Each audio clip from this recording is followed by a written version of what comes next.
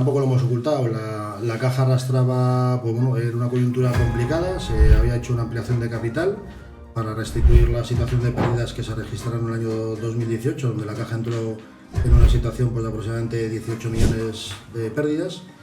Y bueno, no fue una situación fácil, ¿no? Fueron meses muy intensos, de muchísimas horas de trabajo, muchísima dedicación. Ayudado que a duda cabe por una coyuntura de tipos que nos ha soplado el viento de cola en ese sentido y a favor, pues ha supuesto que la caja este año haya alcanzado unos resultados operativos históricos y que nos permiten seguir afianzando nuestro modelo de banca cooperativa. Pero como digo yo siempre, yo creo que un poco la satisfacción visto ya estos 4 años y medio es todo el desarrollo que hemos ido haciendo.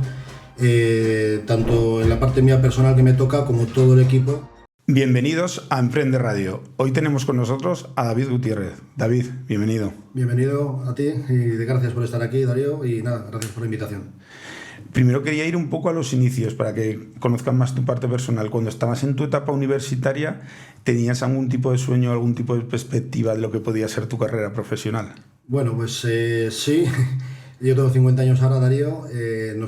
Me tocó empezar la carrera en el año 90, en los años 90, 92. Un periodo también convulso a nivel económico. Y estudié Administración de Empresas. Inauguramos lo que se llaman OIADES, era el nuevo plan de estudios que había cuando aquello. Tenía otras inquietudes, pero bueno, también es verdad que era un poco ecléptico. Estaba por la rama de Psicología también, el periodismo me gustaba, pero al final me decanté por Administración de Empresas. Soy de Cantabria y es un poco la carrera que había en ese momento en la provincia. Y la verdad es que luego, pues sí, tenías referentes en su día y la verdad es que sí tenías inquietudes también con la economía. Y bueno, la verdad es que me siento realizado también hoy en día de poder haber desarrollado mi carrera profesional en algo para lo que me formé. En el año 2019 accediste a la dirección de Caja Rural de Teruel, pero creo que le podría aportar para la audiencia cómo es este tipo de procesos para poder acceder a un puesto directivo en una gran compañía como es Caja Rural. Sí, accedo en septiembre del 19, como bien dices. Mi carrera profesional en el mundo de la banca fundamentalmente se desarrolla en el Grupo Banco Popular, hasta que hubo el proceso de compra por parte del Banco Santander. Y bueno, pues en ese año del 2019 contactan conmigo. Fue de una manera, si explico todo sería un poco increíble, pero bueno, más casual que otra cosa, no buscada, sino que simplemente surgió en una conversación. Y estaba en un momento vital que, bueno, estaba abierto un poco a escuchar. Conocía poco de las cajas rurales y concretamente de la Caja Rural de Teruel, pero también es verdad que por mi vida profesional pues he podido desarrollar mi trabajo, creo que puedo decir con suerte, en varias provincias. He vivido ya en 7 ciudades y en ese sentido lo que es el cambio geográfico y tal, pues bueno, no era una barrera para mí desde un punto de vista inicial, ¿no? Entonces entro en un proceso de selección, me explican un poco el puesto. Y a medida que se fue avanzando las conversaciones, entrevistas, etcétera, pues bueno, pues más o menos después de un mes de conversaciones, etcétera, y de haber pasado varios filtros y entiendo que con otros candidatos, etcétera, pues consultando con la familia, que es importante para este tipo de decisiones, decidimos dar el salto. Salto a todos los niveles, no solo personal, tengo 2 hijas también, sino profesional, porque efectivamente pues el puesto de dirección general es un puesto único.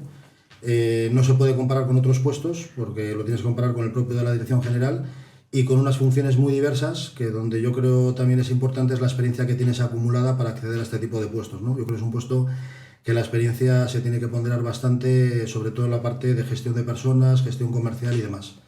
Entonces, bueno, el proceso, ya digo, se inició en julio-agosto y en septiembre pues decidimos ya trasladarnos. Estaba en Pamplona en ese momento trabajando, que era la última ciudad que estaba trabajando. Había estado en Zaragoza, aquí, en un periodo de 4 años también anteriormente. Y nada, nos vimos ahí con la familia y en septiembre del 19 empezamos la andadura en Teruel y muy contento, la verdad. Supliste a una persona que tenía mucho peso en la provincia de Teruel, que es José Antonio Pérez Cebrián. ¿Cómo ha sido ese paso de una dirección a la otra? Si te has encontrado problemáticas al inicio o si para ti fue un proceso sencillo y amable. Tampoco lo hemos ocultado.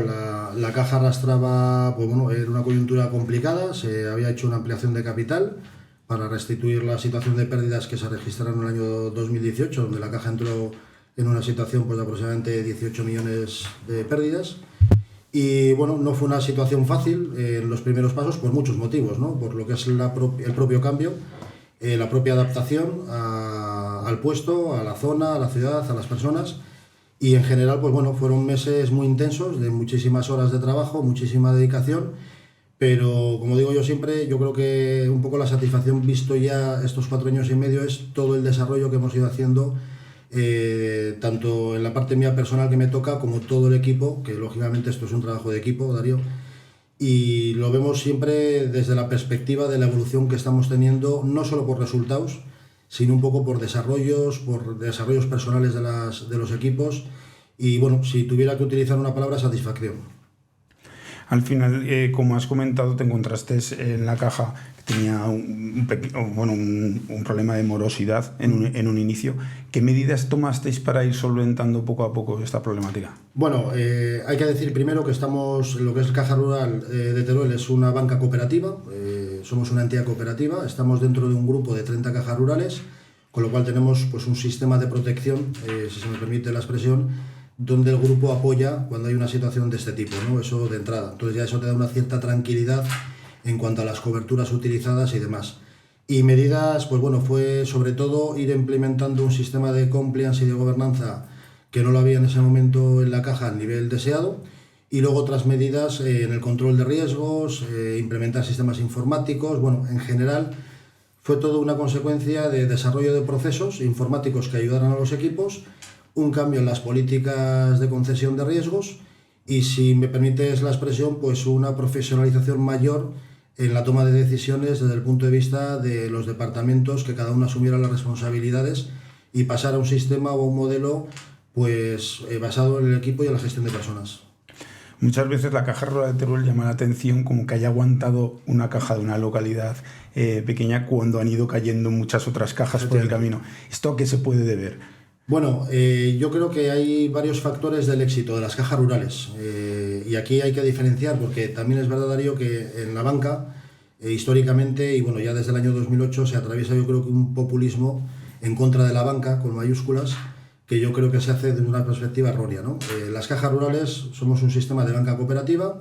Estaban las antiguas cajas de ahorro, que fueron, desgraciadamente, en mi opinión, las que fundamentalmente quebraron con la crisis del 2008, que era un sistema basado en la dirección o los comités de personas públicas, en la mayoría de los casos hablo, con falta de experiencia profesional del sector financiero, y luego pues han estado los bancos, que han sido pues procesos de fusiones por absorciones mayormente, hasta llegar al panorama actual, donde la concentración pues se ha ido estrechando cada vez más, pero consecuencia natural del mercado, ¿no? En ese sentido. La Caja Rural, efectivamente, ¿no? Tiene un origen de hace ya más de 104 años, que se dice pronto, ¿no? El origen de la Caja Rural de Teruel y de muchas cajas que ya son centenarias. Yo creo que el secreto fundamental es esa resistencia, precisamente por un lado, de conocimiento del territorio, estar muy apegados a la ciudadanía, y también no intentar, no sé si la expresión es la correcta, Darío, pero no intentar ir más allá, conociendo los límites que se tienen, ¿no? Yo creo que uno de los grandes errores que tuvieron las cajas de ahorro en su día fue esa expansión geográfica que hicieron fuera de su área natural de negocio y de conocimiento, que cuando vino un periodo de crisis, pues esa falta de conocimiento y de experiencia, pues yo creo que les atacó directamente al dique, a la base, y eso fue un poco el principio de la desaparición de muchas cajas, ¿no? Entonces, principalmente conocimiento del territorio, ser muy humildes en la gestión, y sobre todo conocer los límites para un periodo de crecimiento, de expansión. Eso es un poco, diría, el secreto de las cajas rurales en este sentido. Y ser muy pacientes, no intentar ser cortoplacistas, porque muchas veces sí es verdad que se miran solo los resultados a corto plazo, se priman mucho los dividendos en la banca comercial. Aquí tenemos otro sistema de retribución, no hay, digamos, accionistas como tal, hay socios cooperativistas. Y eso también nos hace ver un poco siempre todo las políticas y la toma de decisiones a largo plazo. Entonces yo creo que también es uno de los secretos para esa supervivencia, porque efectivamente, como dices tú, si alguien mira el panorama del sistema financiero desde los años 70, 80 hasta la actualidad, pues se ha producido un proceso de reconversión brutal, pero brutales tanto en cierre de oficinas como número de empleados, etcétera, ¿no? Y yo creo que el secreto de las cajas rurales es ser fieles a sí mismo, y eso la gente y el público nos lo reconoce. Has hablado un poco del panorama de las entidades bancarias, y que sí me gustaría tocar, porque si hablando entre empresarios muchas veces te surge que el concentrarse en muchas entidades bancarias y tú tener, por ejemplo, el riesgo diversificado, empiezas a ya no tenerlo tan diversificado, porque si al final un una entidad bancaria adquiere otra pequeña entidad bancaria, tienes dos riesgos metidos en una sola entidad. ¿Cómo eso puede afectar a la hora de solicitar riesgos como empresas a entidades bancarias? Bueno, nosotros lo que recomendamos, y no es una excepción, yo siempre cuando me siento con un cliente, o a nivel de empresa sobre todo, y empresa que tenga unos ciertos volúmenes, no hablo de un autónomo, que con tener la atención de dos entidades posiblemente ya está satisfecha sus necesidades, ¿no? Pero a las empresas siempre les recomiendo lo mismo. Yo lo primero que me miro, o de las cosas primeras, es el pool bancario que manejan, ¿no? Precisamente porque tenemos muy marcado el año 2008. En el año 2008 muchas empresas tuvieron el problema de lo que decías, ¿no? Por un lado, trabajaban con muchas entidades que se fusionaron o algunas que desaparecieron, y eso les produjo un problema sobre todo con los circulantes, las disposiciones de líneas, etcétera, ¿no? Entonces, yo lo que recomiendo siempre a una empresa, pues que mide su pool bancario, que el tema del precio no tiene que ser el primero que se mira. Yo creo que eso es un error bastante a veces común, y claro, hablamos de dinero, de intereses, y lógicamente se tiene que mirar, ¿no? Pero yo creo que tienen que tener un pool bancario diversificado, y esto las grandes empresas y muchas pymes lo saben, y sobre todo prever que cuando pueda haber un proceso de fusión, decir, oye, si yo mi riesgo bancario lo tengo concentrado en dos que se van a fusionar, pues desgraciadamente 2 más 2 no van a ser 4.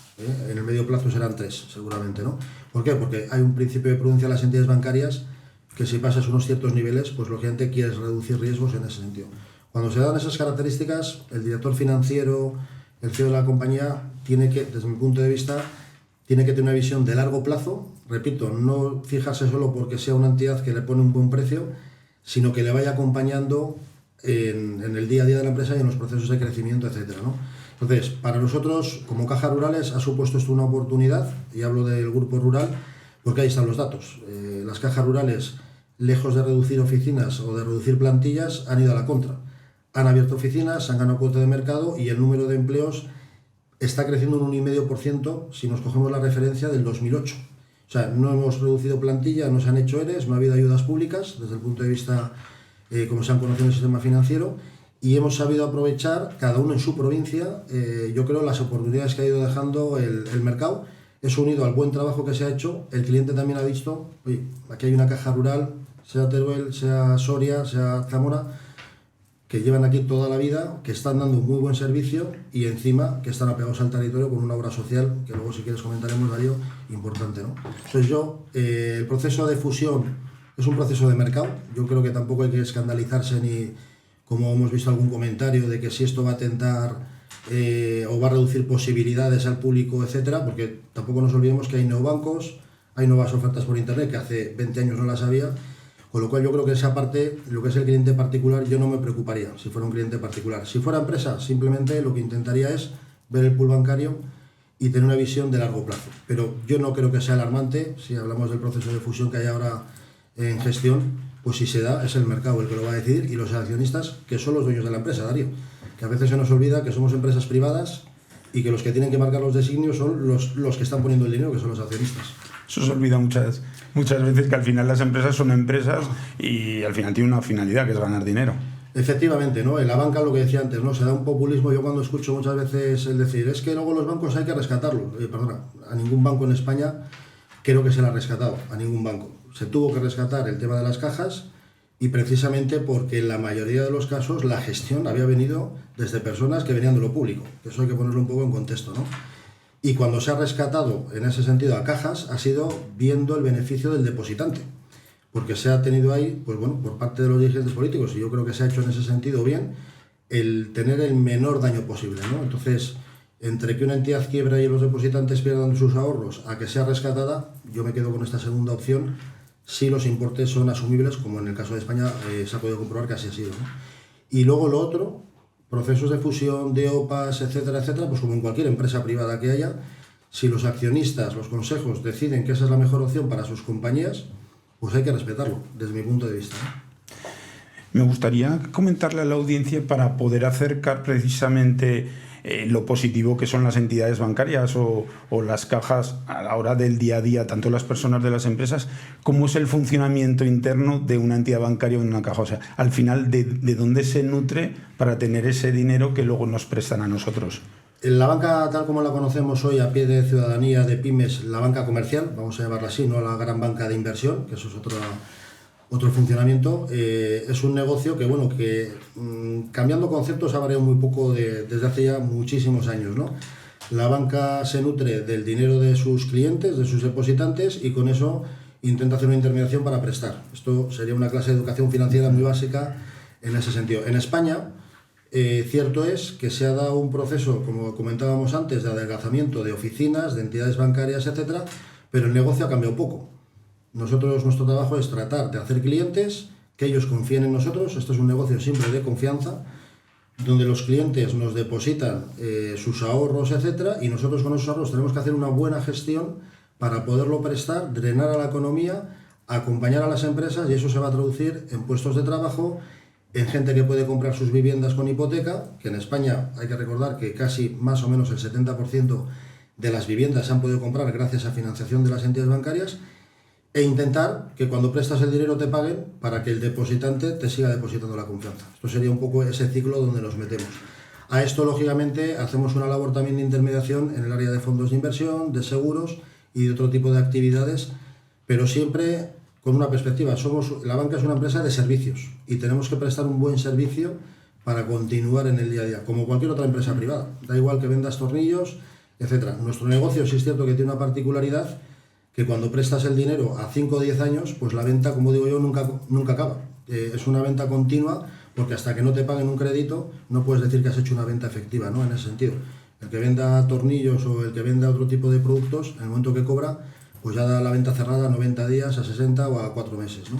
Pero es un negocio, ya digo, simple en el entendimiento, pero muy complejo luego en el día a día, Darío, y entrando un poco ya en el fondo de la cuestión que me preguntabas, porque sí es verdad que la regulación que tenemos, la normativa, etcétera, pues yo diría que la banca es un sector hiperregulado en ese sentido. Entonces tenemos que cumplir con una serie de normas, etcétera, que sí es verdad que te dificultan mucho esa simplicidad de la explicación que te daba al principio, ¿no?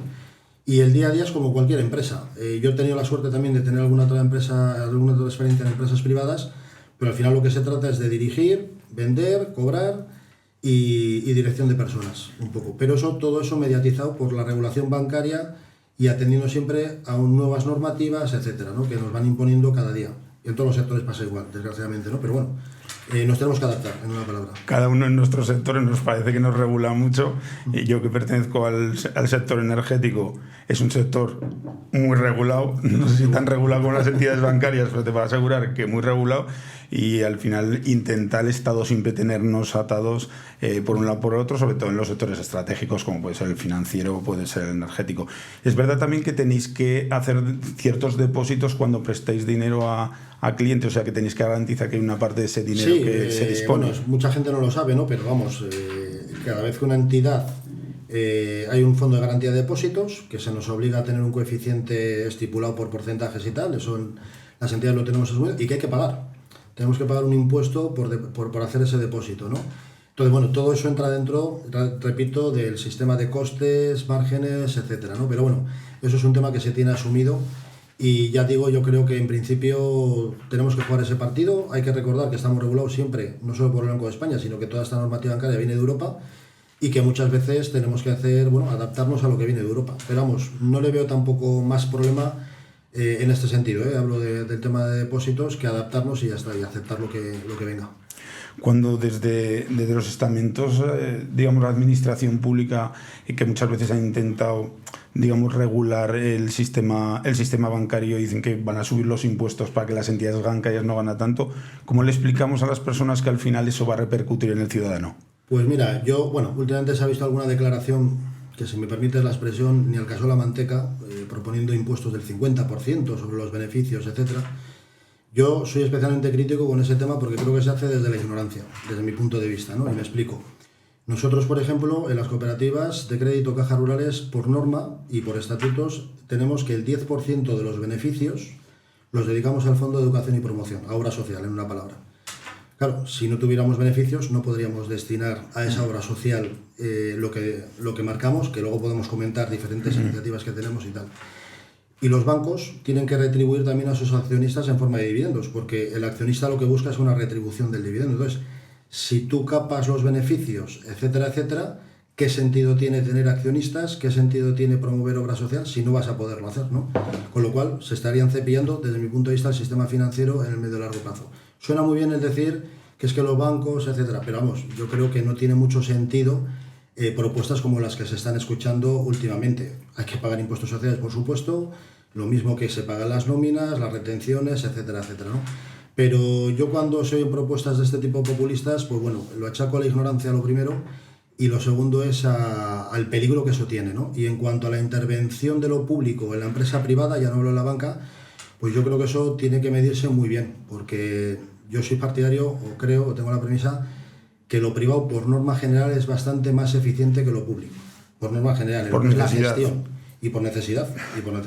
Entonces cuando se habla de crear un banco público, que ya lo hay, que es el ICO, que nos olvidamos de eso, pero ya lo hay, pero cuando se hacen propuestas de este tipo, primero que alguien se lea un poco la historia económica no solo de España, del mundo, y segundo, pues si quieres podemos ir a países donde se han aplicado esas recetas a ver cómo están ahora mismo, ¿no? Y no voy a nombrar ninguno, que yo creo que las tenemos todos en la cabeza, ¿no?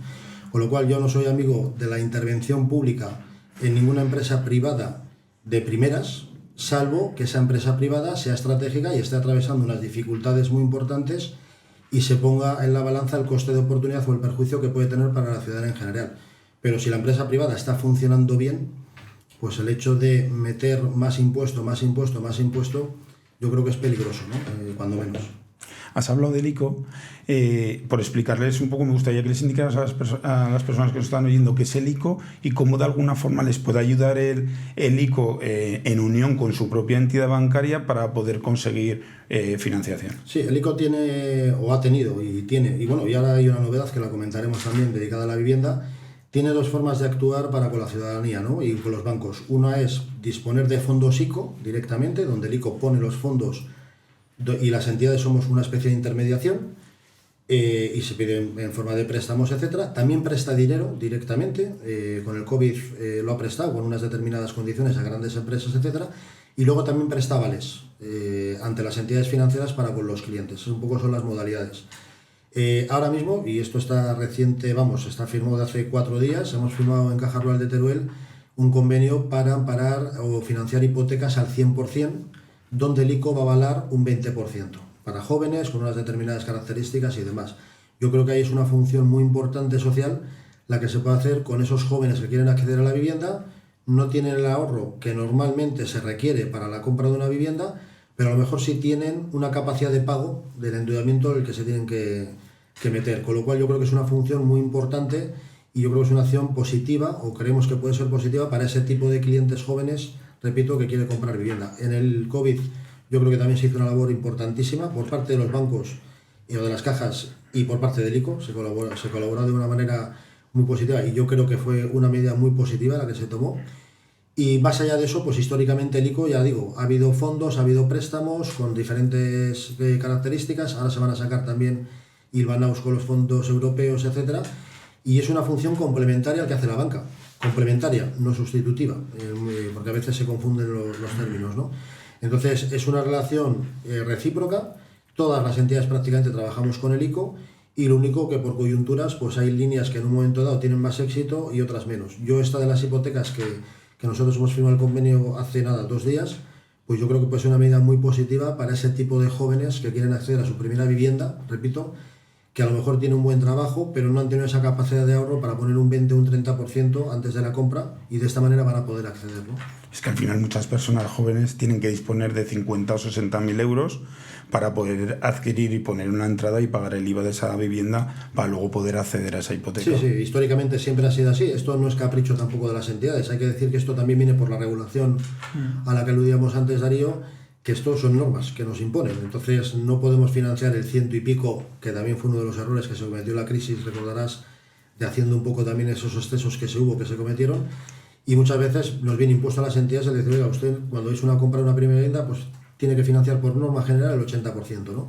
Y te encuentras con esas situaciones de jóvenes y más con el precio de la vivienda, que ese es otro problema, como es el actual en ese sentido. Entonces, repito, yo creo que es una medida muy positiva. Nosotros ya teníamos en la Caja Rural una hipoteca al 95%, que nos ha dado muy buen resultado en este año pasado. Y bueno, si se puede sumar en vez del 95 el 100, pues oye, pues se podrán sumar algunos clientes más en ese sentido. Hablando de las hipotecas, ¿cómo ves qué está siendo la trayectoria que va a llevar el Euribor en los próximos meses, porque sí que es algo que ha preocupado mucho, no solo a los particulares en las hipotecas, sino a las empresas cuando tienen contratada una financiación. Claro, aquí vuelvo a apelar un poco a la historia y a la memoria. Entonces, claro, si eres una persona joven que no te has desenvuelto en el año 2008 en el tema financiero, todo esto se hace una montaña, ¿no? Primera respuesta, la previsión del Euribor seguramente ahora va a bajar. Estoy casi convencido de que va a bajar, porque el Banco Central Europeo ya lo ha medio anunciado. Yo creo que no va a bajar en una forma tan drástica como pegó una subida el año pasado, que yo creo que ese fue el problema fundamental.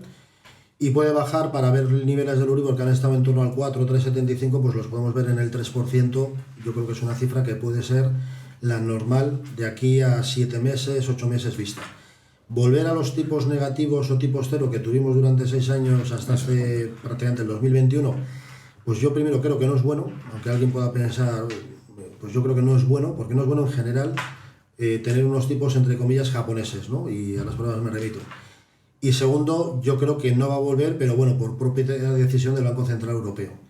Aquí lo que marca la pauta es la inflación, que ahora mismo se ha moderado bastante, se ha temperado, se ha logrado, digamos, rebajar muchísimo, pero mientras la inflación a nivel Europa, no España, a nivel Europa esté todavía en unos niveles que a criterio del Banco Central Europeo estén en niveles no óptimos, pues los tipos de interés no los van a bajar, salvo que venga una crisis económica y se tengan que ver abocados pues a bajar tipos para, en teoría, incentivar la economía, ¿no? Aquí yo creo que las políticas ortodoxas son las que se han venido aplicando, y aunque sean traumáticas a veces, porque el año pasado, claro, de ponerse Euribor del 0 al 4 hace año y medio, pues lógicamente el endeudamiento de una persona que tiene una hipoteca, etcétera, pega una subida de la cuota importantísima en función de los capitales, ¿no? Pero también es verdad que hay que hacer un ejercicio siempre de prudencia, cuando digo yo, a la hora de endeudarse, ¿no? Entonces, ni antes era normal que estuvieran al 0 o al 0,50, y tampoco es normal que en un año suban 4 puntos. O sea, ha sido unas situaciones totalmente anormales, ¿no? Pero yo mantener tipos de interés en torno al 3, yo creo que no es malo para la economía, para los bancos, yo creo que para las entidades financieras es positivo, pero que en general, en el conjunto de la economía, tampoco son tipos de interés que sean de locura. Hay que recordar que nuestros padres habían pagado hipotecas al 20, al 18%, y que antes de la crisis pues el Euribor estaba al 5%. O sea que hay que tener un poco también, repito, de memoria para saber cómo oscila la economía, que al final son ciclos y la historia se repite en este sentido. Pero bueno, mi previsión, Euribor en torno al 3%, yo creo que lo veremos más antes que después. Pues eso será bueno para tranquilizar. Sí. También tendríamos que empezar a decirle al ciudadano que tiene que empezar a hacer un poco las cosas como se hacían antes, o sea, dejarse más colchones para previsiones, porque cada vez las crisis son cada menos tiempo. Hombre, yo creo que España, y la anterior crisis no fue que fue dramática, pero yo creo que si algo pudo ser paliativo fue, por un lado, esos ahorros que había en muchas familias que lograron, y en el COVID también ha pasado. Luego la parte de la familia yo creo que ha sido importante, ha habido una cultura de familia y de ayudarse a nivel de personas muy importante, que igual en otros países es un sistema mucho más, entre comillas, más duro en ese sentido. E indudablemente lo que hay que fomentar siempre es un poco el ahorro y la cultura del ahorro, que es verdad que yo creo que históricamente se ha tenido. También, por otro lado, dice, bueno, ya, ¿cómo voy a ahorrar si tengo un sueldo X y el nivel de vida ha subido brutal? O sea, la recomendación, lógicamente, hay que hacerla, pero yo creo que es complicado a un joven de 25 años que se empieza a trabajar. Oye, ahorra, sí ahorro, pero claro, ¿cómo? Si comer me cuesta esto, si las comunicaciones me cuestan esto, si la gasolina está a este precio, si el alquiler está a este precio, pero indudablemente hay que fomentar el ahorro, por supuesto, hay que tener esa cultura pensando en el futuro, pero también reconozco que es complicado, o que yo creo que un joven hoy en día lo tiene más complicado que nosotros hace 20 años. Yo creo que lo tienen complicado, pero que también falta un poco esa cultura de decir, mira, aunque sea estos 20 o 50 euros, pásalos continuamente a otra cuenta. Sí. Que es que cuando pase una situación complicada vas a tener un poco de colchón, vas a tener un poco de margen. Sí, yo creo que, por ejemplo, si nos retornamos al COVID, yo creo que ha habido un antes y un después para muchísimas cosas y muchísimas mentalidades, ¿no? Y quizás una de las mentalidades que ha derivado del COVID de la gente joven es el carpe diem. Es decir, oye, aprovecha el momento, que no sabes esto cómo te va a venir, y a lo mejor igual estás aquí ahorrando. Esa es un poco una mentalidad que puede haber en un cierto segmento de la sociedad, no solo jóvenes, hablo en general.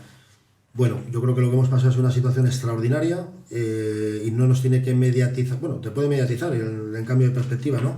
Pero sí es verdad que igual la gente joven hoy no tiene que ver, por supuesto, nada con la de nuestros abuelos y padres, y posiblemente con la nuestra de ella tampoco, en el sentido de decir, oye, hay que ahorrar, hay unos ciclos de vida, y en la medida de lo posible hay que intentar amoldarse, porque esto va a seguir unos pasos de, oye, tienes que ahorrar si te quieres comprar una casa, y si te quieres desarrollar personalmente el día de mañana tienes que trabajar y no esperar que te toque la primitiva, ¿no?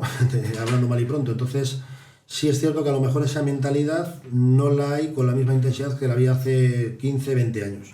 Y desde mi punto de vista, sí se tendría que retomar esa mentalidad del ahorro y de la cultura del esfuerzo y la meritocracia, que esa es otra parte, si quieres hablar luego también del ámbito educativo. Sí, luego tocamos el ámbito educativo. Se ha sacrificado esos valores que decíamos, desde mi punto de vista, por la cultura de la inmediatez y la cultura del carpe diem, y oye, y el día de mañana que ya proveerán. Bueno, yo creo que es peligroso. Es una parte peligrosa, por eso había incidido sobre ella. Yo soy una persona que sí soy muy favorable a las cajas cooperativas, pues porque yo sí que es verdad que en los inicios de muchos proyectos suelen tener más tendencia a ayudarte que a lo mejor una entidad bancaria, pero ¿cómo le convencemos al emprendedor o al empresario que tenga pensado poner un proyecto en mente que se apoye desde un inicio en una banca cooperativa, en una caja cooperativa? Pues mira, yo creo que tenemos ahora mismo un factor diferenciador dentro del mundo, hablo siempre en términos generales, por supuesto que luego hay que ir a cada caso, ¿no? En el mundo de la banca, lógicamente, estamos ahora mismo, como decía, hiperregulados. El sistema, vamos a decir, de los rating está ahí a la orden del día, y muchas veces si la empresa presenta unos datos determinados o hay X, pues oye, si no pasas el filtro, automáticamente ya no seguimos hablando. En las cajas rurales nos caracterizamos precisamente con los emprendedores de sentarnos, trato personal. Aquí huimos de las citas por internet y todo este tipo de cosas, y lo que nos vamos es a la persona y al conocimiento de la persona en el territorio. Entonces puedo poner varios ejemplos, ¿no? Pero no solo miramos, oye, mira, quiero montar un negocio y quiero pedir un préstamo y ya está, no. Oye, analizamos, oye, ¿quién es este señor?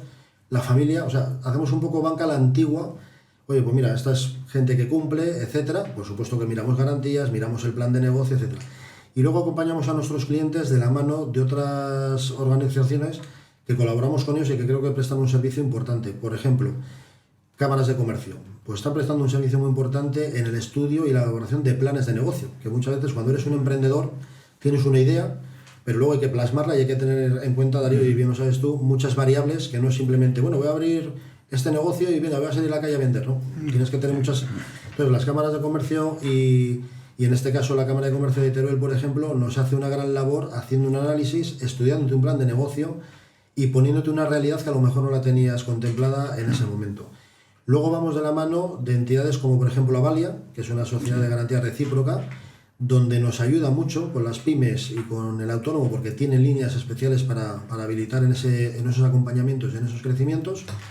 Y luego, ya digo, las propias líneas que tenemos del banco. Entonces yo diría que la parte diferenciadora de un emprendedor, en nuestro caso un joven, etcétera, es que vamos a estar hablando con personas y de persona a persona, y como es nuestro lema, banca de personas para personas, ¿no?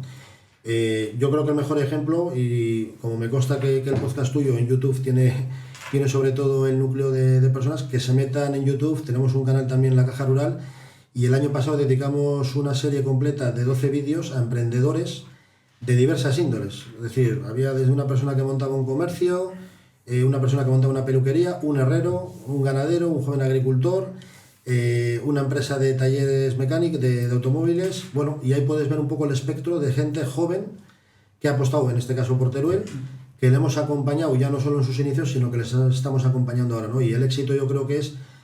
Y luego, sobre todo, ser muy sinceros con el cliente, con la persona, cuando dice, oye, voy a iniciar un negocio X, oye, si hay que decir que no, se le tiene que explicar el por qué no vemos esa parte, que es lo que menos gusta a alguien, escuchar un no, ¿no? Sí.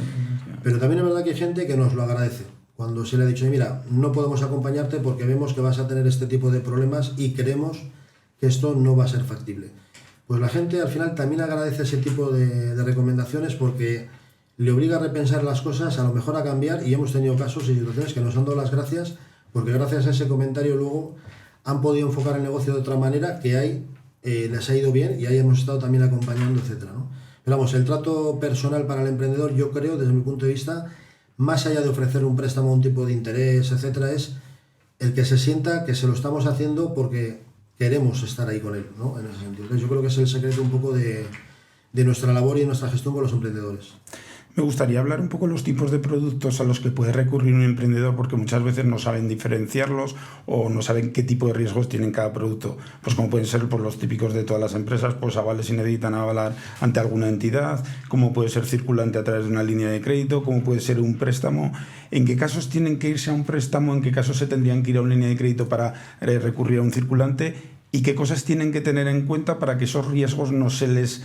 O sea, sea un riesgo medido, que no sea un riesgo que les lleve a una quiebra? Bien, lo primero, ya digo, si es un emprendedor, tener un plan de negocio. Yo creo que es básico. Y ese plan de negocio puede venir de entidades como la Cámara de Comercio que he nombrado antes, o como hay sociedades privadas, gestorías, etcétera, asesorías, que te hacen un trabajo también muy bueno, ¿no? En ese sentido. Una vez que se tenga ese plan de negocio, esas previsiones, siempre debe dedicar una parte a la parte extraordinaria. Dice, bueno, esto es lo que en situación normal yo preveo, pero extraordinariamente me puedo venir a esto. Y a partir de ahí ya armar lo que llamamos el pool bancario a nivel financiero. Entonces, uno de los errores que se suele cometer desgraciadamente, y yo hago mucho hincapié aquí, es financiar el corto con posiciones de largo plazo. Yo creo que eso es uno de los... financiar el largo, con posiciones de corto plazo. Es decir... O sea, el corto tiene que ir financiado a corto y el largo tiene que ir a largo. Es decir, me compro una máquina, pues lo tendré que financiar a 3, 5 años, pero no pido una póliza de crédito que la tengo que renovar año a año para comprar una máquina. Y haré un inciso en el tema del circulante, ¿no? Entonces, cada cosa tiene que ir con sus plazos adecuados. Y luego buscar la idoneidad del producto. Ahora mismo yo creo que tenemos una oferta amplísima en las cajas. Préstamos, cuentas de crédito, leasing, renting. Bueno, buscar ese producto que mejor se amolda, repito, no solo por la variable del precio, porque el renting pues puede ser un producto que a nivel de tipo o de coste financiero puede ser un poquito más alto, pero te ofrece una serie de ventajas que no te ofrecen otros productos, o el leasing, ¿no?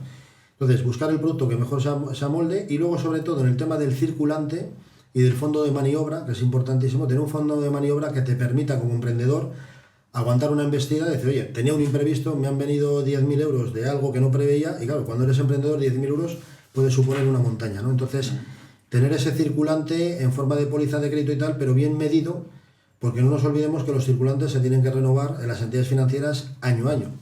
Y sobre todo hacer un buen uso, que es a lo que iba antes, ¿no? Es decir, pedimos una póliza de crédito, pues hacer un uso correcto durante un año y que haya movimientos en esa cuenta de crédito. No cojo el dinero hoy, lo destino a comprar una máquina y hasta el año que viene no toco esa póliza de crédito y que me la renueve la entidad, ¿no? Ahí es donde yo creo que el emprendedor tiene que ser cauto y ser realista en ese sentido, ¿no? Más allá de eso, luego trabajar, porque esto se trata de meterle mucha pasión, mucha intensidad. La parte financiera es importante, pero luego se tendrá que preocupar de tener un buen equipo comercial, tener un buen sistema de control de costes, etcétera, etcétera, ¿no? Pero yo diría que financieramente, primero, cada producto a sus necesidades, tener claro el corto y el largo plazo, y tercera variable, tener un buen fondo de maniobra para posibles imprevistos que le puedan venir, sobre todo en la fase de emprendimiento, que yo creo que es importante porque cualquier cosa pequeña se le va a hacer una montaña. Es por este motivo que entiendo que cada vez las entidades bancarias es menos amiga de firmar circulantes a más de un año. Antes era muy usual tener un circulante, una línea de crédito a 2-3 años.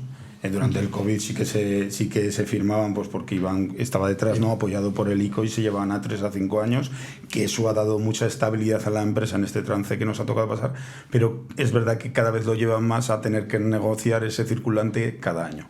Sí, bueno, históricamente siempre ha sido así, se pueden poner renovaciones tácitas, internas, etcétera, pero las entidades siempre han querido tener un control del día a día, y es normal. Es decir, tú tienes una empresa, quieres verte con tus proveedores y con tus clientes todos los años, ¿no? Para palpar, al margen de renegociar precios, que eso es otra película, ¿no? Entonces yo creo que es sano desde el punto de vista que te permite siempre una interacción, y vuelvo a decir, sentarse con el cliente es vital, analizar sus cuentas es vital, conocer sus inquietudes, sus proyectos de futuro. Y claro, si tú firmas hoy con un cliente y no te ves hasta dentro de 3 años, el mundo está tan cambiante que cambia prácticamente cada mes, Darío. Entonces yo creo que eso no tiene que ser un problema, siempre y cuando los plazos se tengan bien marcados, en el sentido y ordenados, y hacer las renovaciones con tiempo, tener la información correctamente preparada, etcétera. Entonces, sí es cierto que las entidades igual antes eran más laxas en esos plazos, hace ya años, pero bueno, ahora lo normal es que las pólizas de circulante cada año se tengan que renovar, cada año, lo normal, hay alguna excepción, como has comentado antes de los ICOs, etcétera, pero bueno, yo no le veo ningún problema porque eso es el día a día de las entidades. Vale. El tema de los avales me gustaría también que lo acometiéramos un poco, porque a mí me costaba al principio, me costaba al inicio, por mi propia actividad, tenemos que estar avalando continuamente la energía que estamos suministrando, el que consideraran un riesgo tan alto el tener un aval, porque yo entendía que ese dinero no lo está poniendo la entidad bancaria. Pero vamos a explicarles por qué si realmente es uno de los riesgos que más apuro le da a una entidad bancaria el realizarlo. Bueno, son varias, esto ya hay para todo opiniones, ¿no? Pero un aval, al final, un aval que concede una entidad bancaria hacia un emprendedor, que a su vez le sirve para garantizarse ese emprendedor hacia un proveedor, la entidad lo considera un crédito. Es decir, la entidad se pone siempre en el peor de los casos y dice, bueno, usted me pide un aval de 30.000 euros para garantizarle a su proveedor que le va a pagar. Y usted con su proveedor ha negociado que le va a pagar cada, 60 días, pero si no le paga, le pide un aval bancario. Porque si usted no cobra, el proveedor no cobra de usted, irá a la entidad y le reclamará. Claro, el emprendedor, y es humano, puede decir, bueno, pues yo voy a pagar, para mí esto no es riesgo. Pero bueno, como me piden una exigencia, lo deposito. La entidad no está pensando en eso, lógicamente. La entidad está pensando, oye, ¿qué pasaría si me ejecutan el aval y tengo que ir donde mi cliente a que me devuelva el dinero que yo he tenido que pagar? Por eso lo consideramos como un crédito. Y es así. Luego hay avales que tienen más sentido o menos sentido que se pidan, porque hay veces que las empresas piden un aval y sí es verdad que tiene un riesgo moderado. ¿Moderado por qué? Porque va hilvanado con una operación que la empresa puede estar muy tranquila porque dice, oye, mira, me están pidiendo un aval para garantizar esto, pero yo sé que fijo lo voy a cumplir porque tengo una serie de variables que me permiten hacerlo, ¿no? Pero en general el aval, en última instancia, se considera como un crédito. De ahí esa complejidad cuando se solicita. Es decir, que nadie piense que un aval tiene menos exigencia a la hora de un estudio que una cuenta de crédito que un préstamo, por resumirlo de manera concreta, ¿vale? Y luego muchas veces que el aval, los tiempos de ejecución que marcan las empresas son plazos muy cortos que le exigen a la entidad bancaria que tenga que depositar ese dinero en 3 días laborables. Por supuesto, es un aval que ahí no hay renegociación posible, sobre todo cuando son a primer requerimiento y cuando son simplemente porque te quiero ejecutar, porque hay avales, como decía antes, que son un poco más laxos y para reclamártelo se tienen que cumplir una serie de requisitos que el proveedor o el beneficiario de ese aval tiene que demostrar. Pero cuando el aval, que son los menos, cuando el aval es, oiga, me tiene que pagar porque este señor ha incumplido, sin dar más explicaciones, pues claro, la entidad no se puede sentar con el proveedor y decir, oye, vamos a renegociar, cosa que si tienes un préstamo con un cliente y entra una dificultad, sí tienes esa opción, ¿no? Por eso digo que la complejidad del concepto de aval, para un emprendedor que no está habituado, hay que explicarla de esta manera, como hemos comentado, ¿no? Entonces, es un producto que a la entidad financiera le permite muy poco margen de renegociación, que al final lo que queremos es, cuando hay una dificultad, acompañar al cliente y ayudarle en una renegociación, y el aval eso muchas veces no te lo permite. No permite la negociación por los plazos. Otro de los productos importantes que debe tener una empresa que trabaja sobre todo el B2B son los seguros de riesgo. Entonces, te aseguras los riesgos comerciales que tienes, pero la entidad bancaria, ¿cómo asegura sus propios riesgos comerciales? Pues estudiándolos.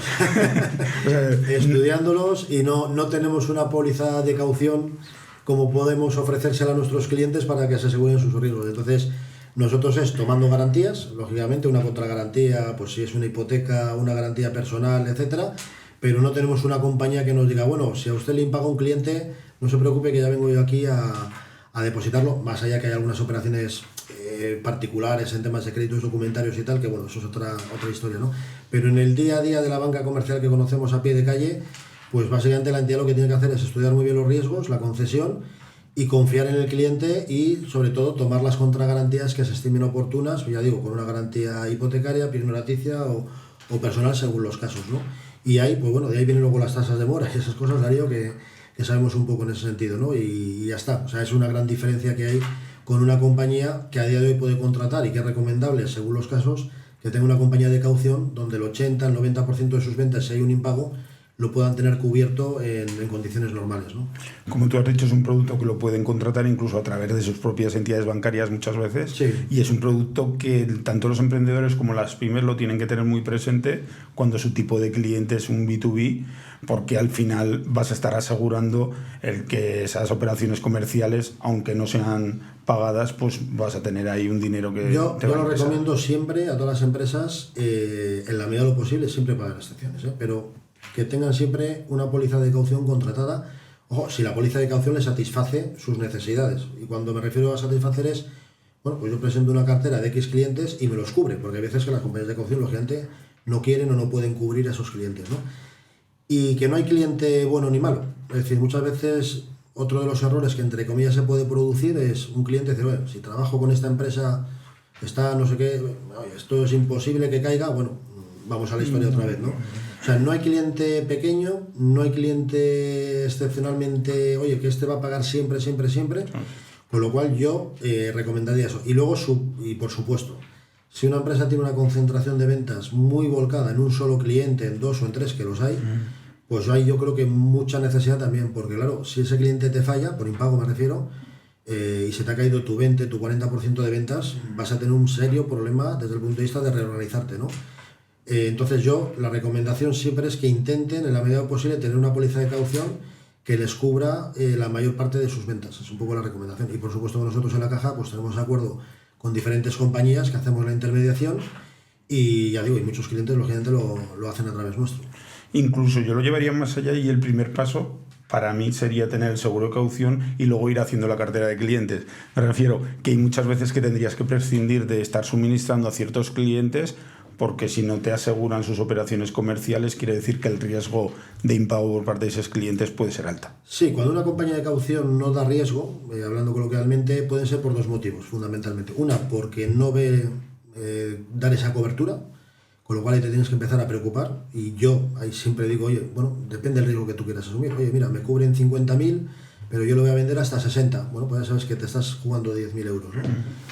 Y luego hay otra situación que es un poco más subjetiva, que es cuando la compañía te dice, oye, mira, no es que no veamos el riesgo de cubrir esta empresa o este cliente, sino que ya le tenemos dado riesgo para otros clientes y hemos topado nuestro techo. Entonces, mira, le tenemos cubierto con 100.000, con 1.000.000 de euros, pero no queremos incrementar más. Bueno, ahí es donde te ponen la duda y ahí es donde tendrás que tomar una decisión tú como empresario, como emprendedor, de, bueno, pues a pesar de eso sigo vendiéndole, ¿no? Entonces es importante esa comunicación con la compañía, en la medida de lo posible, que te pueda dar ese motivo del por qué no se quiere clasificar al riesgo. Desde luego que ese es el primero. Bueno, si has contratado una póliza es para hacerle caso. Pero claro, hay gente también que contrata una póliza, no me cubren, pero yo lo sigo vendiendo. Bueno, vale, entonces no tiene mucho sentido que la hayas contratado o que quieras tener un criterio de ellos, ¿no? Porque si ese criterio luego no lo vas a respetar, es un poco paradójico.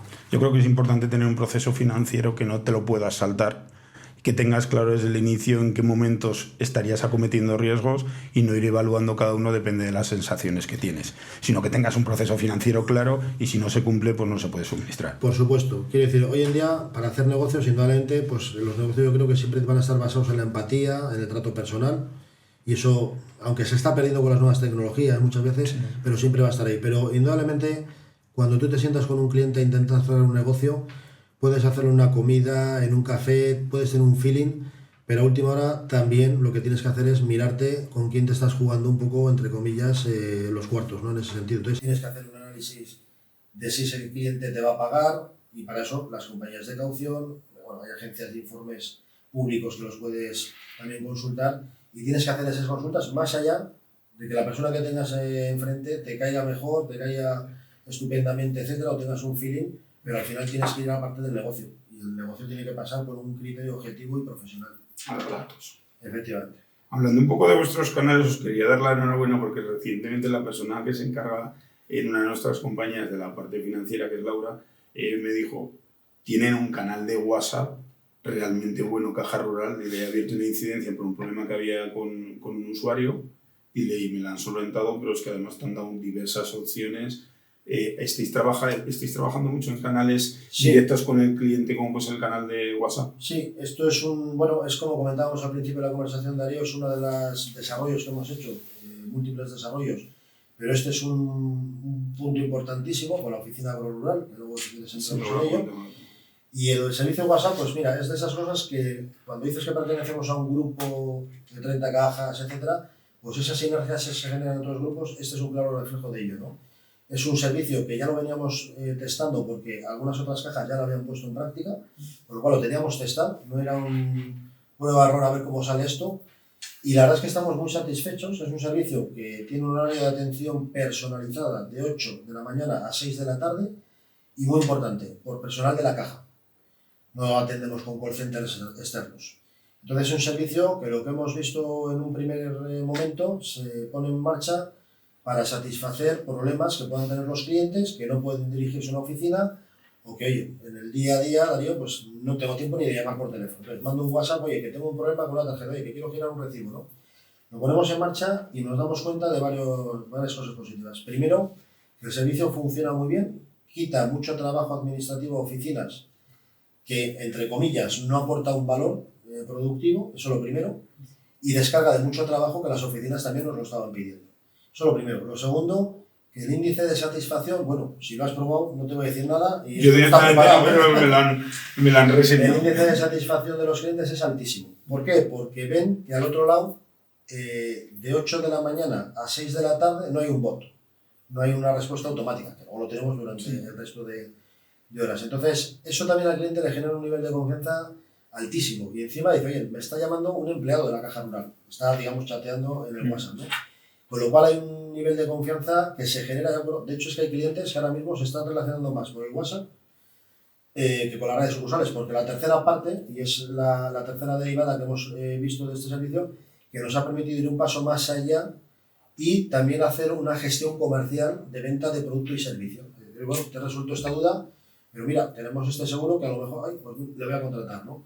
Es un servicio que estamos muy satisfechos porque, repito, se están dando las tres características que queremos, que es prestación de servicio, calidad de la imagen que estamos dando y de la satisfacción del cliente y nuevas oportunidades de negocio. Entonces, en ese sentido, pues no queda más que, bueno, como lo hemos hecho, felicitar al equipo por lo bien que lo están haciendo. La verdad que sí que funciona muy bien. En la última asamblea que presentasteis las cuentas, que así recientemente presentasteis las cuentas anuales del año 2023, llamaba poderosamente la atención el aumento del beneficio en las cuentas. ¿Qué sucedió en el año 2023? Bueno, yo creo que hay dos parámetros fundamentales y complementarios totalmente. Uno que ha sido común a todas las entidades bancarias, que ha sido la coyuntura de tipos de interés a la que aludíamos antes, ¿no? Entonces, al final, nuestra cartera crediticia, nuestro nivel de crecimiento en créditos, etcétera, se ha visto acompañada porque son tipos variables y, lógicamente, ha impulsado fuertemente el crecimiento del margen de interés. Eso ha sido así en la Caja Rural y en cualquier otra entidad bancaria que se analizan las cuentas, es ahí, porque es un dato claramente comparable, ¿no? Y luego, en nuestro caso en particular, en concreto, yo creo que también el 2023 ha supuesto la consolidación de una línea de trabajo que veníamos manteniendo, no solo en la parte de inversión crediticia, que también, porque nos hemos ido superando año a año, y siempre hablo la referencia de diciembre del 19 hasta esta fecha, sino como el desarrollo de negocio en la parte de banca de seguros y banca patrimonial, ¿no? Nuestra gestión patrimonial de fondos de inversión, pues para que te hagas una idea, prácticamente se ha duplicado en estos 4 años, el volumen patrimonial conseguido, ¿no? Y en la parte de fondos de seguros, pues prácticamente hemos incrementado un 50% la parte de primas, etcétera, ¿no? Con una implicación muy importante del negocio agroalimentario, que luego si quieres nos metemos más detenidamente porque merece, yo creo, que un especial, ¿no? Entonces ha confluido coyuntura de tipos de interés y una fuerte actividad comercial que está consolidando un modelo de negocio que habíamos impuesto pues desde prácticamente diciembre del 19. Eso unido a una parte, como explicamos en la asamblea, del control de gastos generales, que también hemos tenido que sufrir la inflación, etcétera. Pero bueno, hemos mantenido un nivel de gastos generales, yo creo que bastante asumible, con algo de crecimiento, pues nos ha permitido crecer a un nivel de beneficios, pues de generar un BAI de prácticamente un poco más de 10 millones de euros, crecer en plantilla también, y mantener unos márgenes pues a doble dígito, pues que hemos estado, la verdad, muy satisfechos con respecto a otros años anteriores, porque yo creo que también se ha reflejado, ya digo, todo ese esfuerzo que ha habido de estos 4 años que han sido especialmente duros, tampoco nos vamos a engañar. Has hablado anteriormente que el obtener beneficios os permite hacer acciones sociales como aportar cuantías al Fondo de Educación y Promoción. Cuéntanos qué es el Fondo de Educación y Promoción y de qué forma colaboráis. Sí, esto es una señal de identidad de todas las cajas rurales, ¿no? El Fondo de Educación y Promoción lo tenemos todas las cajas rurales, en concreto la Caja Rural de Teruel, por estatutos, el 10% del beneficio se destina a estos fondos y esos fondos luego lo que se hace es drenarlos a la sociedad en forma de colaboraciones. Pondré varios ejemplos para que se me entienda, ¿no? Esto es un hecho muy particular y es seña de identidad, y donde los socios de la caja, que son, porque al ser cooperativa somos socios, no hay accionistas, se sienten también muy identificados con el proyecto de banca cooperativa porque ven que parte de los beneficios retorna de una manera muy directa a la sociedad. Pongo 4 ejemplos concretos, si te parece, Darío. Concreto, proyecto social, pues colaboramos hemos firmado este mes con Cáritas y con Banco de Alimentos. Se hacen unas aportaciones económicas donde se traslada esas cantidades a estas asociaciones para que encima, además, en el caso de Banco de Alimentos, consuman en entes locales, supermercados, etcétera, de la provincia, ¿no? Tema cultura, tema deportivo, pues tenemos ahí colaboraciones con diversos equipos deportivos juveniles, etcétera, de atletismo y demás. Pues se les dan unas cuantías económicas para que puedan desarrollar o ayudarse durante el año. En temas educativos, ahí estamos especialmente con una novedad muy importante para que se vea el calado de los importes que manejamos. Este año hemos destinado en total 620.000 euros a esta parte. El 95% se queda en Teruel, fundamentalmente. Una parte también en Zaragoza y demás. Y este año, a finales del año pasado, pero este año hemos puesto en práctica dos medidas que nos están dando un muy buen resultado y con las que nos sentimos muy identificados, que es una cátedra que hemos hecho en colaboración con la Universidad de Zaragoza para el desarrollo de altas capacidades, de alumnos de altas capacidades. Lo codirigen dos directores, uno de Alcañiz, Alberto Quílez, y Alejandro Quintas de Huesca. Y hemos conseguido, en un periodo récord, lo han conseguido, mejor dicho ellos, porque el mérito es totalmente de ellos, el establecer un Congreso Internacional de Educación que se ha hecho en el mes de marzo en Teruel, que ha sido para mí, y he podido asistir a varias conferencias, pues muy positivo. Y ahora mismo han creado una comunidad de profesorado a nivel de toda España, donde hay 1.500 profesores trabajando en red para aportar ideas y hacer del desarrollo de estos alumnos con altas capacidades pues un futuro mejor, ¿no? Claro, 1.500 personas distribuidas por toda España que están llevando el nombre de la cátedra, del nombre de Teruel y de la marca Caja Rural de Teruel y que lo tienen en la cabeza. Bueno, eso tú que dominas un poco los campos de imagen y de marca, pues yo creo que tiene un valor, ¿no? Pero sobre todo el mayor valor es que estamos apostando por la educación, que es una sensibilidad especial que tenemos. Y este año hemos puesto en práctica, que estamos por verlo, pero estamos muy ilusionados con un proyecto que se llama Tus sobresalientes tienen premio, que aludía a los trabajos o a los valores del esfuerzo y la meritocracia, por el cual vamos a premiar a alumnos de segundo de bachiller, de primero de bachiller, perdón, y de grado de formación de profesional de la provincia de Teruel, con hasta 250 euros por sobresaliente aportado. 50 euros por sobresaliente con un tope de 250 euros. Esto, de momento los padres nos han dicho que están encantados, porque están viendo que alguno de sus hijos ya está poniendo las pilas, etcétera, ¿no? Pero sobre todo, también es una experiencia que la tenemos testada a otra caja, es una cantidad que estimamos muy fuerte, la que vamos a destinar y que estaremos encantados de gastarnos el dinero o invertirlo en ese sentido, ¿no? Entonces, son dos colaboraciones en el ámbito educativo muy importantes. Y luego, culturales, estamos colaborando pues, con un montón de proyectos, desde ediciones de libros, con centros de estudios que hay en Teruel, que promueven la cultura, etc. Ahora estamos con un proyecto, te comentaba Darío al inicio, cuando nos hemos conocido, que venía de Madrid, con un proyecto que tenemos del libro viajero, que es un proyecto que estamos haciendo con unos editores de Teruel, y ayer lo hemos presentado con Manuel Pimentel y Manuel Pizarro en Madrid, en la Casa de Aragón, y es un proyecto yo creo que muy bonito, donde se pone en valor la historia, la cultura, y un poco todo lo que conlleva la provincia de Teruel a nivel de conocimiento cultural y de patrimonio cultural, y que va a redundar en el turismo cultural, yo creo, estoy convencido, y donde se están sumando personas relevantes del mundo de la literatura, la empresa, el cine, y bueno, repito, ese tipo de colaboraciones es donde se está reflejando todo este tipo de colaboraciones del Fondo Social, ¿no? Entonces, los socios cuando ven esas colaboraciones, oye, estoy formando parte de ello como socio, y se sienten identificados porque luego, pues asociaciones de jubilados, de clubs infantiles, etcétera. Es muy capilar todo, en una palabra, ¿no? Pero bueno, te da un poco los que a mi juicio ahora mismo están siendo un poco colaboraciones importantes. Has hablado de parte formativa y antes hemos tocado la parte de formación financiera.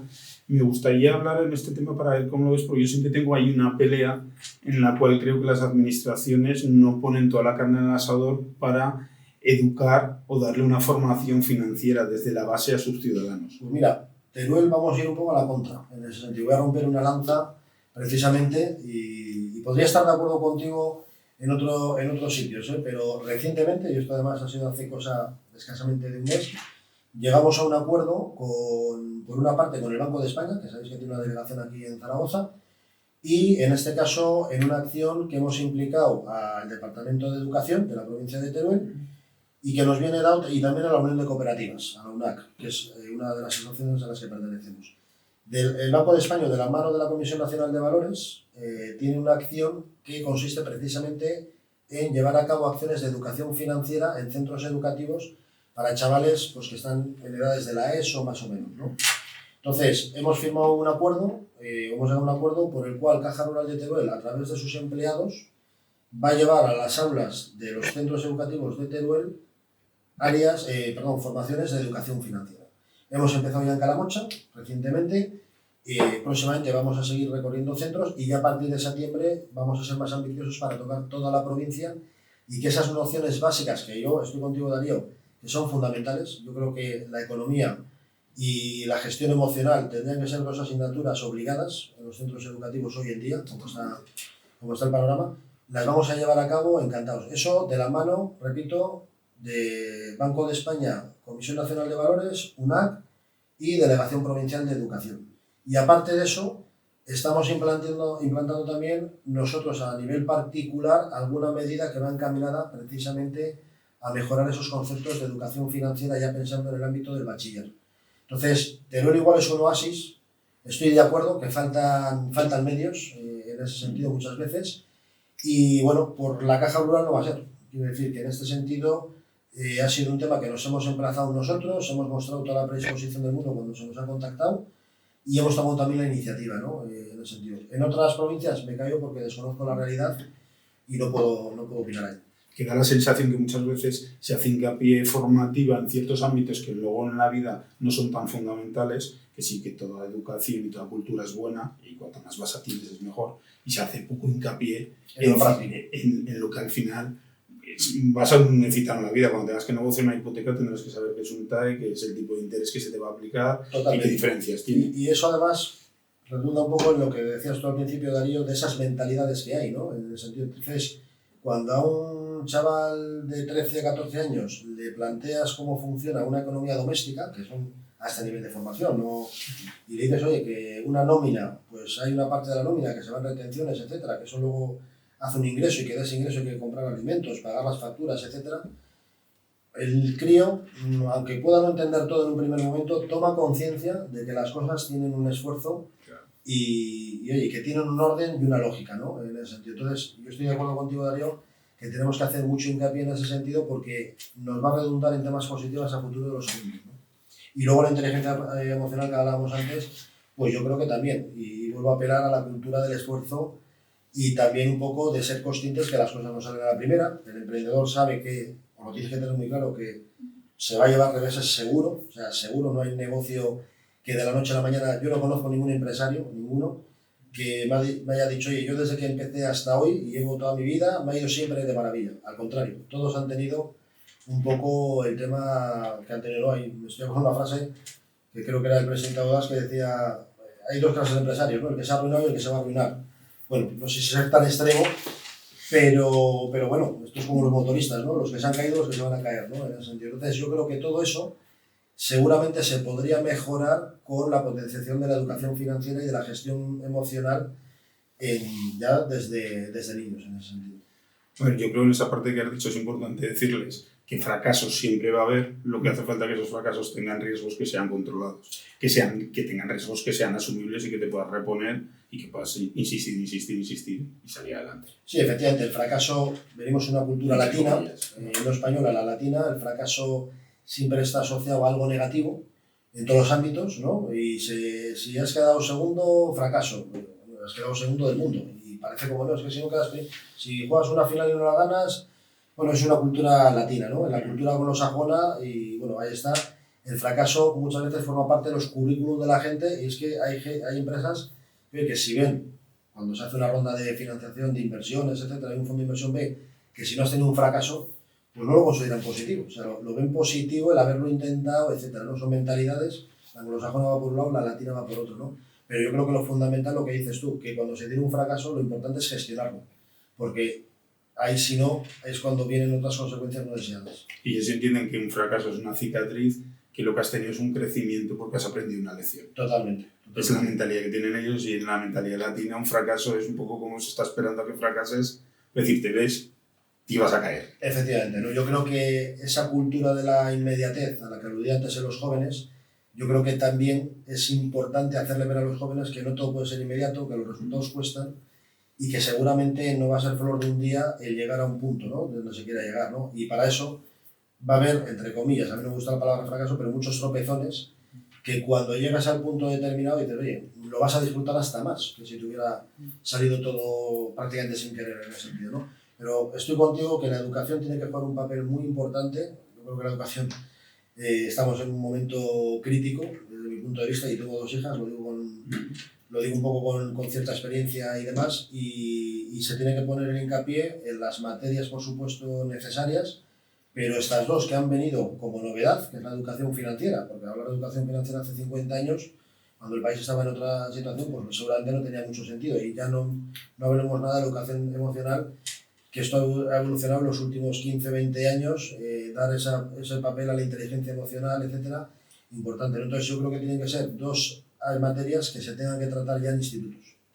¿Qué tipo de servicios financieros se desarrollan más en zonas rurales que a lo mejor no se desarrollan tanto en las ciudades? Porque, por ejemplo, Caja Rural probablemente tenga servicios financieros que aportan con más asiduidad en Zaragoza y en Teruel, y otros servicios financieros que aportan a las zonas rurales. Bueno, yo creo que la diferencia, los productos los tenemos iguales en todas las oficinas. Tenemos una particularidad que en todas nuestras oficinas es trato personal y tenemos los mismos productos, pero sí es verdad que la mayor diferencia en un medio rural nos viene dado por el negocio agro, que llamamos, ¿no? De hecho, Caja Rural, en marzo del año pasado, decidimos, en una decisión también estratégica, el abrir una oficina que es única en Aragón a día de hoy, exclusivamente dedicada al negocio agro. ¿Esto qué quiere decir? Caja Rural de Teruel, por norma, y esto por historia, viene desarrollando una labor muy importante en la gestión de la denominada PAC.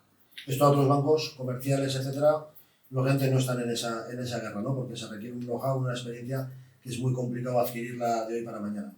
Entonces nos dimos cuenta que cada vez más se está complicando más todo y apelamos al exceso de regulación, etcétera, y el negocio agro o el segmento agro no ha sido ajeno a ello. Y aquí están las famosos cuadernos de campo digitales, etcétera, etcétera. Detectando eso, sabiendo del buen servicio que estábamos desarrollando, el año pasado dimos un paso más allá en aras a mejorar la especialización y el trato personal y ayudar a nuestros clientes. Montamos esta oficina y la montamos inicialmente con una ingeniera agrónoma, más 3 empleados que venían ya de la caja, técnicos que sabían del negocio. Hoy en día ya tenemos 3 ingenieras agrónomas en el servicio. ¿Por qué? Porque el cliente lo demanda. Porque hoy en día ya esto no va de, y dicho con todo el respeto, no, voy a sembrar y ya está. No, es que hay una serie de requisitos que por norma tienes que tener controlados, asesorarse, etc., ¿no? Entonces, quizás la mayor diferenciación es todo lo que tenga que ver con el agro. Y el agro quiere decir ese asesoramiento técnico, y luego hay productos específicos financieros que se amoldan al campo y a la ganadería. Por ejemplo, en colaboración con SAECA, que es un organismo público, se hace una línea de financiaciones, y la parte de seguros, muy importante, también tiene un componente muy específico y hay que saber muy bien el tipo de seguro y elegirlo muy bien. Y eso el cliente lo que demanda es un asesoramiento por parte de la compañía. Y ahí es donde estamos apostando muchísimo por ello. Y luego, más que producto, Darío, yo lo que diría que la parte rural lo que te implica es un conocimiento del medio. Y repito, es no hacer un análisis tan de empresa industrial o de servicios, porque las necesidades y las realidades de un agricultor o un ganadero son muy diferentes a una empresa tradicional de servicios o de producción de mercadería, porque tiene otros componentes, ¿no? En ese sentido, aquí se mira arriba, se mira el clima, que te puede decir si es un año malo o un año bueno, ¿no? Más allá de que luego tengas que vender el producto a un precio determinado, etc., ¿no? Pero ya te digo, me centraría en todo lo que tenga que ver con el entorno agrario y ganadero, es la diferenciación con la ciudad. Uno de los miedos que había en las zonas rurales es que con la pérdida de servicios por parte de ciertas entidades bancarias, que incluso desaparecían los cajeros en las pequeñas localidades. ¿Qué política ha llevado a cabo Caja Rural? Pues la política, y en eso también hemos tenido que hacer un esfuerzo educativo ante muchos organismos a veces, pues la política es demostrar las cosas con hechos. Y como decía en la asamblea pasada de socios, lo resumí en una frase que me salió del corazón, que era: donde unos dicen que quieren ir o que han ido, la Caja ya está y ya está haciendo, ¿no? En este sentido. Entonces, la Caja Rural, la red de cajeros la ha mantenido, la red de sucursales la hemos mantenido, no hemos cerrado ninguna oficina. Sí es verdad que hicimos algunos ajustes de no abrir todos los días, que se abren por días determinados, etcétera, pero dando lógicamente un servicio al pueblo. Y a pesar de lo que pueda también, y en esa onda un poco a veces populista, yo creo que las cajas rurales hoy en día somos el claro ejemplo del dique que hay contra la exclusión financiera. Es decir, el hecho de que haya entidades bancarias que hayan renunciado al medio rural en un momento determinado no debería de implicar de meternos a las cajas rurales en ese saco. Y de hecho estamos muy orgullosos porque es nuestro origen estar en los medios rurales, ¿no? En ese sentido. Con mucho esfuerzo, hay que decirlo, con mucho esfuerzo, ya no hablo solamente desde la parte económica, sino del esfuerzo de nuestros empleados, que son los que realmente abren la persiana todos los días, dan servicio en pueblos, se tienen que desplazar, etcétera, etcétera. Entonces, esto que comento de Caja Rural de Teruel, te lo exporto a Caja Rural de Soria, de Zamora, a Global Caja, a la parte de Ciudad Real, Cuenca, etcétera, a la parte del sur, a Galicia, bueno, donde todo, estamos todas las cajas rurales, que es prácticamente todo el Estado español, se está haciendo un esfuerzo muy grande. Y cuando alguien de una manera populista habla de que no hay medios, que, bueno, perdone, pase usted por Teruel, pase por Soria, pase por Salamanca y verá que hay una caja rural en muchísimos sitios, que a lo mejor en las ciudades, con mucha más población, tampoco hay una entidad bancaria que dé servicio, ¿no? Entonces, nos duele especialmente cuando se habla un poco así de manera muy populista, el decir que se está abandonando el medio rural y no se está mirando el papel que estamos haciendo las cajas rurales precisamente en esa banca social y comprometidos con el territorio que hacemos, siempre indudablemente mirando el criterio de rentabilidad, que no lo podemos obviar, y con mucho esfuerzo, ¿no? ¿Tenéis algún tipo de producto especial dirigido tanto a emprendedores como a los pequeños comercios locales? Con los comercios tenemos diversos acuerdos con las asociaciones, fundamentalmente, y ahí tratamos un poco de amoldarnos a alguna demanda específica que nos hagan, ¿no? Pues tema de anticipo de subvenciones, es un producto que nos suelen demandar bastante, que sea muy rápido y muy automático. Tenemos algún tipo, por ejemplo, de medios de pago con comerciantes. Tenemos una tarjeta que nos ha dado un muy buen resultado, una tarjeta que es gratuita, con domiciliación externa, etcétera. En la parte de seguros también tratamos, como te comentaba antes, de amoldarnos a las necesidades. Y luego productos en sí, ya digo, más que un producto diferenciador, algo novedoso que no tenga nadie, es el trato y el servicio. Y eso lo damos con servicio personalizado. Aquí en oficinas no tenemos un servicio de voy a pedir cita por internet, no. Todo esto, yo creo que el claro exponente lo reflejamos el año pasado en otra novedad que hicimos, que es lo que denominamos servicio 8 estrellas.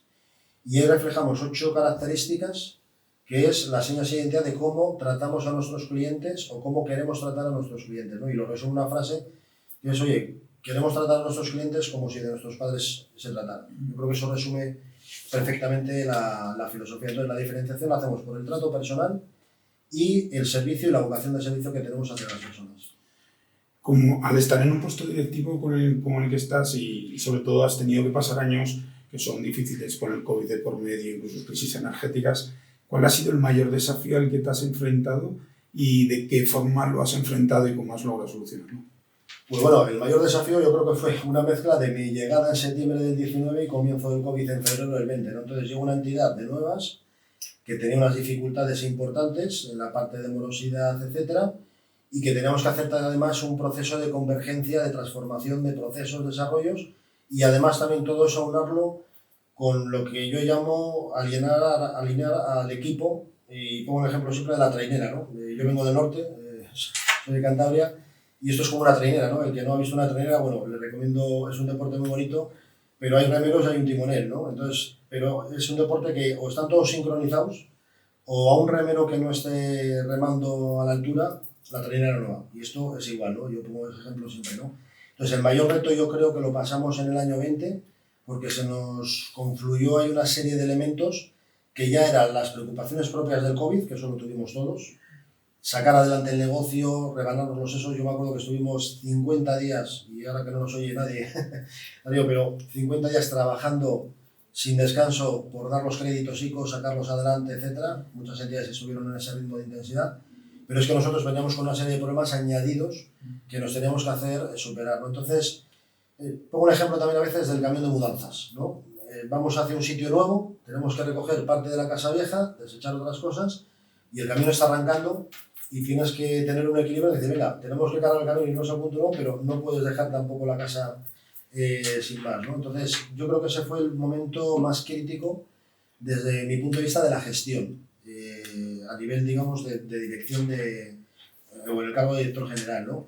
Luego el día a día es un negocio complicado. O sea, aquí yo, como digo siempre, un cargo de esta responsabilidad, pues no descansas realmente, porque la cabeza siempre está pensando en cosas. Unas veces te está ocupando en problemas y otra cosa en buscar nuevas vías de negocio, ¿no? Entonces es un área de negocio que estás los 7 días de la semana dedicándole tiempo al negocio. La ventaja, pues que si te gusta ese trabajo, pues que realmente no estás contando las horas, en ese sentido, y es mi caso. En ese sentido. Seguro que en la asamblea marcasteis unas líneas a seguir en los próximos años. ¿Cuáles son las líneas que tiene pensado Caja Rural seguir en los próximos años? Este ha sido el primer año, el ejercicio 23, del segundo plan estratégico que hemos configurado desde mi llegada. El primero lo acabamos en el año 22.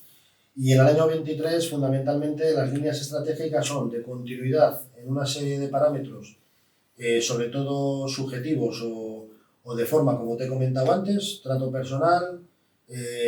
No nos planteamos cerrar oficinas actualmente, no nos planteamos nada que tenga que ver con reducciones de empleo, etcétera, al contrario, son un poco la parte, vamos a decir, cualitativa, ¿no?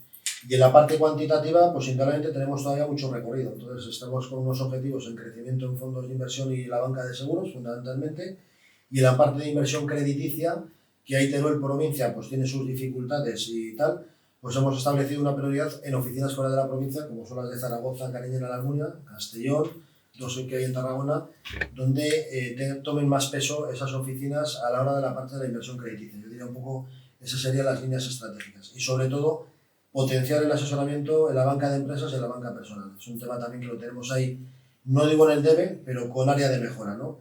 Todo esto engloba con 2 principios, que es los que aplicamos siempre: mejora continua y adaptación al cambio. Porque quiero decir, yo, cuando hacemos un plan estratégico, lo hacemos a 3 años, pero yo, como digo siempre, un plan estratégico tiene que ser una hoja de ruta.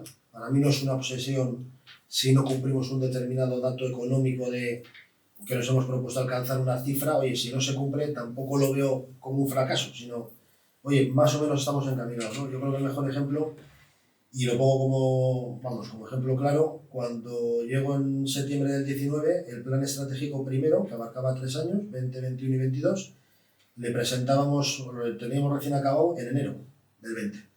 Y en febrero viene el COVID. Entonces, alguien le podría decir, bueno, pero ¿adaptaríais el plan estratégico a la nueva realidad? No cambiamos ni una coma. Y luego, posteriormente, pues mira, el tiempo, afortunadamente, con mucho esfuerzo nos da la razón que le cumplimos prácticamente en todo lo que nos propusimos, ¿no? ¿Por qué? Porque sin ser una obsesión, era una hoja de ruta, sabíamos dónde teníamos que ir y independientemente de esas vicisitudes y complejidades que nos encontramos, pues teníamos claro dónde teníamos que ir, ¿no? Y no hemos renunciado a eso. Con este nuevo plan estratégico, 3/4 de lo mismo. Sabemos dónde queremos ir, sabemos dónde queremos estar y nos vamos a encontrar muchos obstáculos, pero bueno, ya veremos luego cómo los vamos cambiando. De momento, el primer año lo valoramos muy positivamente. Me gustaría que pensaras en esa persona que tiene pensado acabar de empezar a emprender su propio proyecto. ¿Qué consejo vital le darías para que tuviera en cuenta? Pues mira, esta pregunta me la han hecho en algún otro foro y la he escuchado yo a muchos empresarios, pues que esté dispuesto, primero, que si quiere emprender, que emprenda en algo que le apasione. Yo creo que es básico. El mayor error yo creo que puede cometer un emprendedor, bueno, yo creo que todas las personas en la vida, es trabajar exclusivamente por dinero. Voy a montar un negocio, a ver si me hago millonario. Yo creo que eso sería el mayor error que puede cometer en la vida. Entonces, lo primero, que emprenda algo con pasión. Y 2, que esté dispuesto, no sé si la palabra es sufrir, pero que esté dispuesto a tener un esfuerzo más allá de lo normal, desde el punto de vista si se tiene que comparar con alguien que está en modo de un salario y que no tiene ninguna responsabilidad. Un empresario son 24/7, y eso yo creo que hay que tenerlo clarísimo, pero que si se hace con pasión y estás desarrollando lo que te gusta, seguramente vas a tener muchas más posibilidades de llevar adelante ese proyecto que si te metes en algo por el que decir, bueno, voy a aprender algo, bueno, porque tengo que hacer algo. Yo creo que sería el mayor error, ¿no? Entonces, pasión y capacidad de sacrificio. Serían las 2 virtudes que yo creo, o las 2 capacidades que tienen que tener en cuenta. Muchas gracias, David, por haber aceptado la invitación representando a Caja Rural y haber querido venir con nosotros a compartir todas estas experiencias. Pues ha sido encantado y espero que os vaya muy bien, que me consta que ya os va muy bien y nada, encantado de estar con vosotros. A todos los que queráis saber más de David y de Caja Rural de Teruel, os vamos a poner en la descripción del vídeo los enlaces de todas sus redes sociales. Y a ti te espero en el próximo episodio.